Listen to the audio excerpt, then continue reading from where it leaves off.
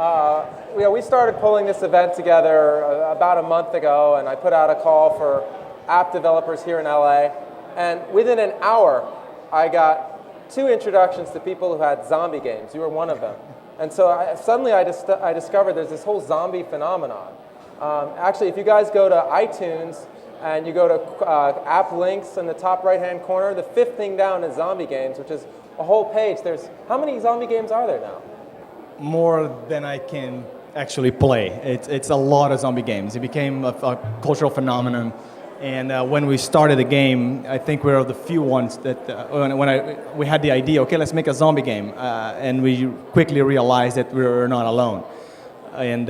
But even then, we decided to just push forward and create something that will be different. So the reason Zombie Wonderland looks the way it looks and play the way it plays, it's because I was pretty much tired of the regular zombie game. There's the shuffling and the mumbling and the blood everywhere and the shotgun to the face.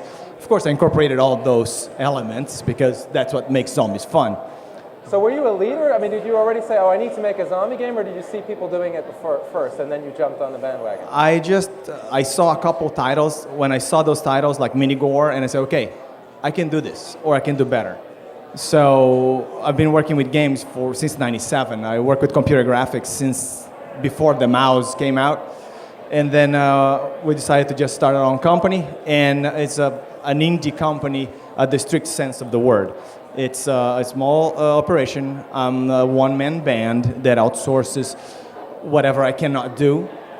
So I think you have a video. Should we watch it? I do, yes. It's going to be a quite interesting video.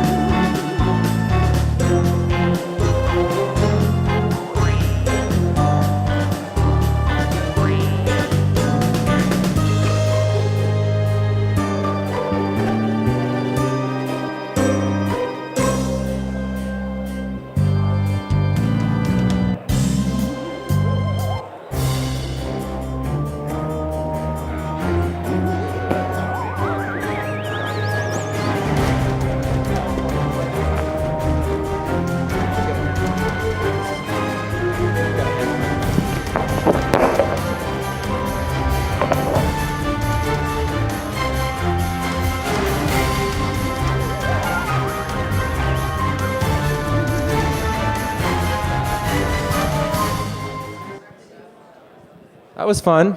So how long did it take you start to finish to write Zombie Wonderland? We started in October in full production, and we launched the game in June. So it was pretty much 7 months of no weekends and 19 to 20 hour days. It was pretty interesting. It's a lot of work. Being an indie developer, it's not glamorous, but extremely rewarding, especially when you start to get reviews from the game. Some of them are very heartbreaking, some others are amazing. So you're working at 5 o'clock in the morning trying to polish that shotgun so it will give you the best reward, and then suddenly an email pop on your inbox saying, you guys rock, I love your game and everything. This alone is enough to make us keep going and making the best we can. So on the marketing side, what have been some of the most successful techniques you've implemented to get the word out about Zombie Wonderland? Well, we got a publisher. We were fortunate enough to have people in every industry, and a friend of mine tweeted about our game. We had only 2 screenshots out on our website, and he tweeted it. And then the guys from Pocket Gamer in the UK saw those screenshots and created a whole article about the company and the game. It was pretty surprising. We're not even ready for all that sort of exposure yet.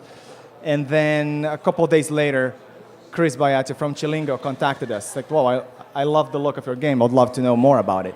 And we use Skype for everything, so we have meetings around the world. And then we talked for hours. He was on his house. And a couple of days later, we signed up with them. And that was a huge turn of events. The support that Chilingo and having a publisher that cares for developers is huge. The advantage is almost unheard of. I mean, you have their full weight on the App Store, on media and everything. Of course, your game has to look good and play good, but they would not. I mean, it also helps you with the legitimacy of your project. I mean, these guys put their name behind something that they can believe on, so they believe in, and that really helped the title. So we have just about a minute left. Any questions from the live stream? Any question from anyone out there? Any questions for Alex about Zombie Wonderland?